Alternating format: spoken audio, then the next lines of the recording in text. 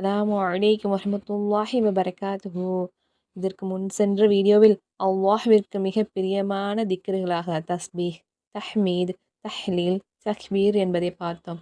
இந்த அனைத்தையும் ஒரே திக்ராக ஓதுவது அல்லாஹ்விற்கு மிக மிக பிரியமானதாக இருக்கும் அல்லவா?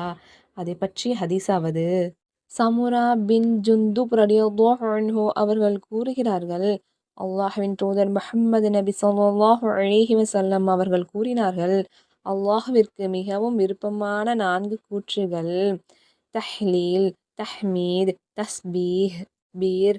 இவை கொண்டு நினைவு கூறும்போதும் தொடங்கும் போதும் உங்களுக்கு எந்த தீங்கும் இல்லை.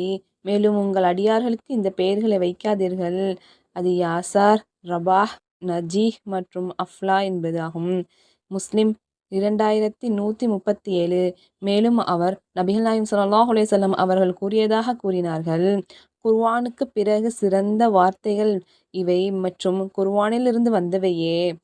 அஹ்மத் 20223. அந்த திக்கிரானது சுபஹானல்லாஹி வல்ஹம்துலில்லாஹி வலா இலாஹ இல்லல்லாஹு வல்லாஹு அக்பர். அல்லாஹ் குறைகளற்ற தூய்மையானவன்.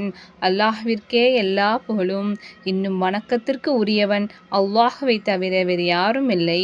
அல்லாஹ் மிகப்பெரியவன்.